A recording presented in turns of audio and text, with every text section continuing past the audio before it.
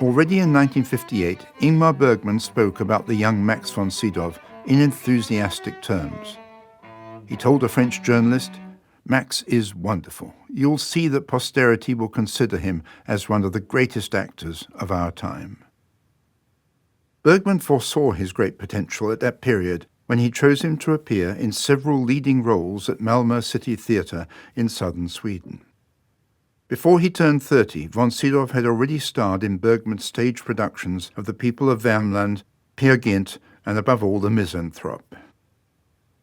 Von Sydow is the embodiment of gravitas, and Bergman recognized immediately how to emphasize the oblong daring of his face, the slightly prognathous lip, and the stern resolution of his gaze. He'd studied acting in Stockholm, and Gunnar Björnstrand recalls seeing him at the age of 22 and feeling that he already looked 40. When he was a mere 27, Max played Antonius Block, the disenchanted knight in The Seventh Seal. Vem är du? Jag är döden. Kommer du för att hämta mig? Jag har redan länge gått vid din sida. Det vet jag. Är du beredd? Min kropp är rädd. Inte jag själv.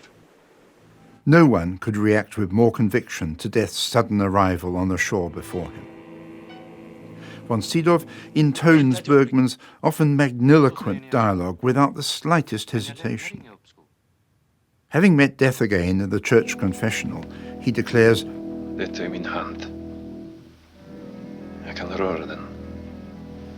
Blodet pulserar i den.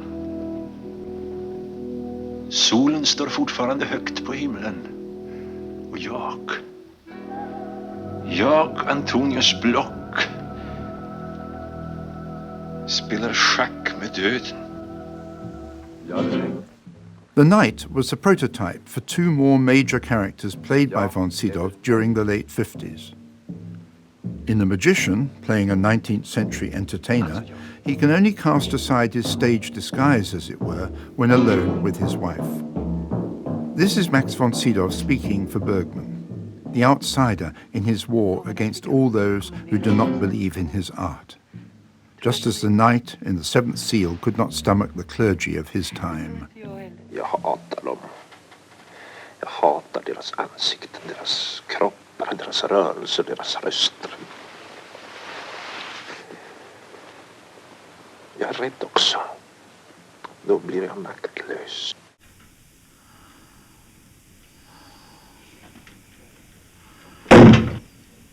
The Virgin Spring brought the Middle Ages alive with flawless conviction, and von Sydow's stern, complacent father figure must endure the rape and murder of his daughter Karin. He must wreak vengeance, and then he must beg forgiveness from a faceless God. Herren välsigne vårt dagliga bröd. Amen.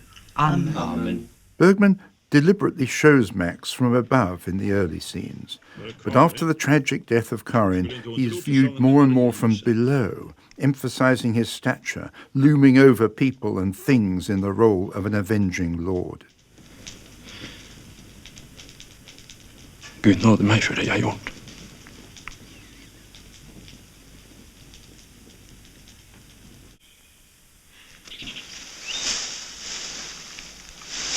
Max's natural authority, allied to the forcefulness of his voice, made him a natural choice for such roles in Bergman's cinema.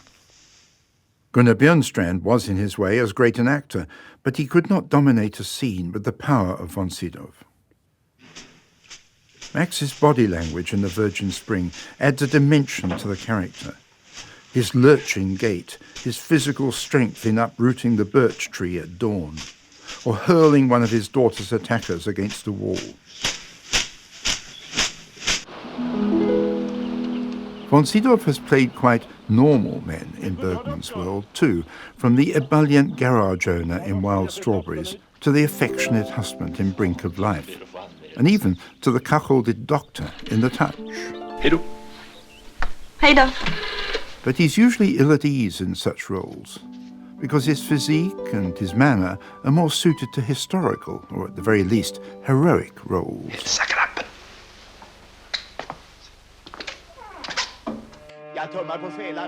Von Sydow revealed another side to his personality in 4 of Bergman's island films, Through a Glass Darkly, Hour of the Wolf, Shame and The Passion of Anna.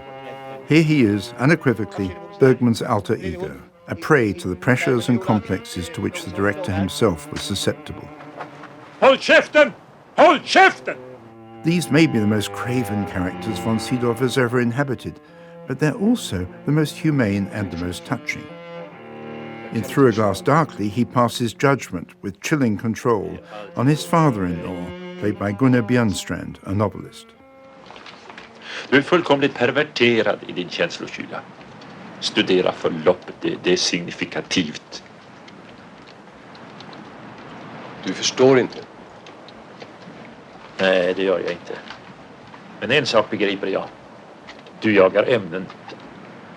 Din dotters sinnessjukdom, jävlar vilket uppslag.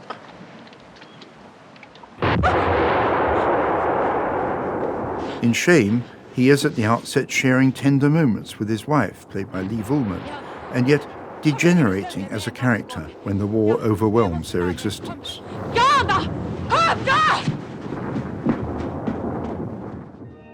And Winter Light, the film that made the least money at the box office, the film that showed his character in a pathetic light, and yet may endure as one of Bergman's finest achievements. Von Sydow plays a simple fisherman in Dalarna who is obsessed with the idea that the Chinese will manufacture atomic weapons and thus provoke Armageddon. Bergman gives him no props of the kind that adorned his earlier historical roles. Jonas Persson resembles the man in the street. He is inarticulate, inhibited, and condemned almost inevitably to commit suicide. Jag måste gå. Inte får det gå. Jag vill att du ska förstå varför jag talar så mycket om mig själv. Jag vill att du ska se vilken fattig människa, vilken ruinerad stackare som står här mitt emot dig. Jag är en tiggare som behöver... Jag ska gå, annars undrar Karin vad jag har tagit vägen. Hon blir orolig. Bara en liten stund till. Max is a listener, not the talker, and his silence strikes Gunnar Björnstrand's futile pastor like a reproach. And thus the most heroic actor of his generation can also be the least pretentious. The sheer range of von Sydow's character acting has been prodigious over more than 6 decades. From historical personalities to humble working people, from the exorcist in one of the cinema's all-time hits to a deranged scientist in Steven Spielberg's Minority Report. Thus, Max von Sydow proved the first Swedish male actor to become a truly international star. And as he himself agreed, Bergman changed my life. Ska vi spela vårt spel till slut? Det är ditt drag.